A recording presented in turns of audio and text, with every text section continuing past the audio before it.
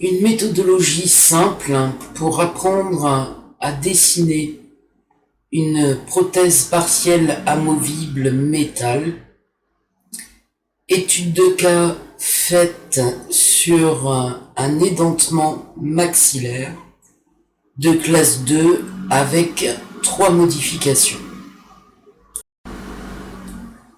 Nous commençons par le tracé de l'axe médian. Cet axe médian va vous permettre d'obtenir un tracé équilibré et symétrique. Les axes de crête, ce sont des indices biologiques positifs très intéressants car la fibromuqueuse est mince et offre une très bonne assise à nos dents prothétiques lors du montage, condition sine qua non d'une absence de résorption osseuse. Ainsi, les axes de crête permettront d'obtenir une bonne répartition des forces et charges et d'éviter tout déséquilibre potentiel.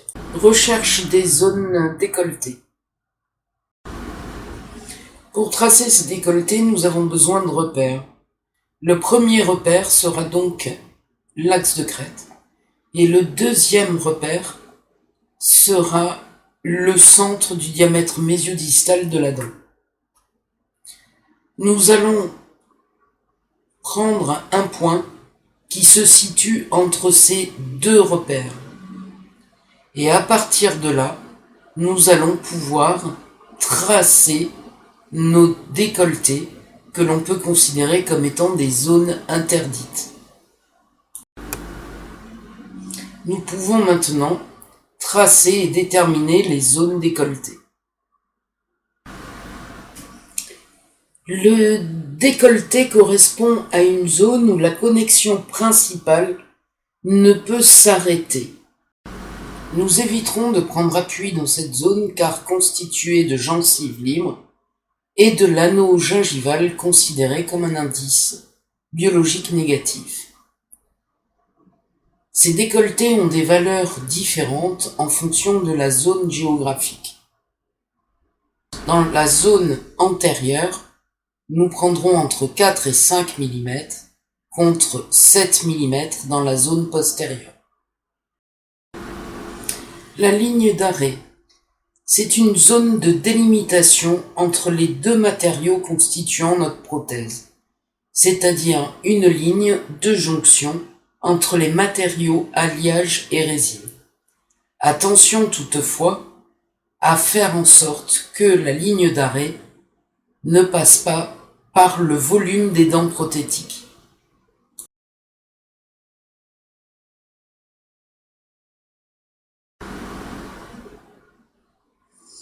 Pour les taquets occlusaux, deux cas de figure se présentent à vous. Vous êtes dans le cas d'une édentation terminale, les taquets doivent être éloignés à l'édentement. En revanche, dans le cas d'une édentation encastrée, les taquets occlusaux doivent être proches de l'édentement.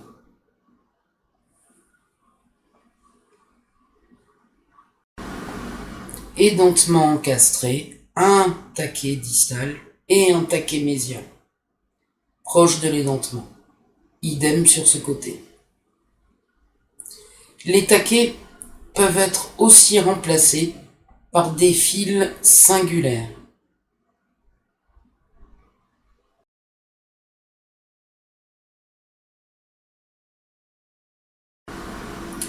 Les selles de rétention ou grilles de rétention sont placées sur les secteurs édentés et ne doivent pas dépasser l'axe de crête de plus de 2 mm. Condition indispensable à l'esthétique, de manière à ce que vos selles ne dépassent pas du pied de la dent prothétique. Les potences, ce sont les bras de liaison entre les parties actives de vos crochets, c'est-à-dire le crochet côté vestibulaire, et passive qui concerne la réciprocité d'action palatine.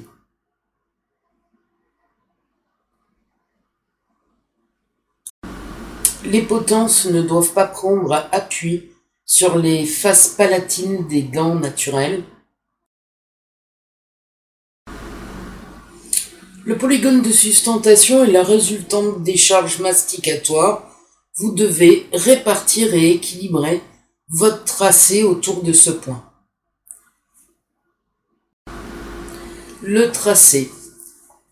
On prendra soin de contourner les papilles palatines considérées comme indice biologique négatif. Une décharge pourra être effectuée si nécessaire.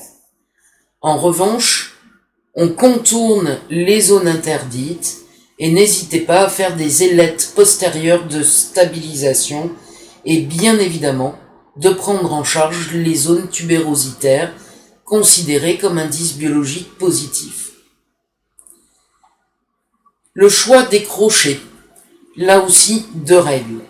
Dans une édentation terminale, nous allons mettre des crochets rupteurs de force.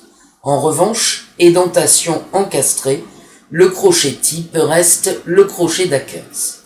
Exemple pris sur cette 25, nous allons mettre un Nelly martinet caractéristique par un taquet occlusal mésial, une potence mésiale et une rétention côté mésial.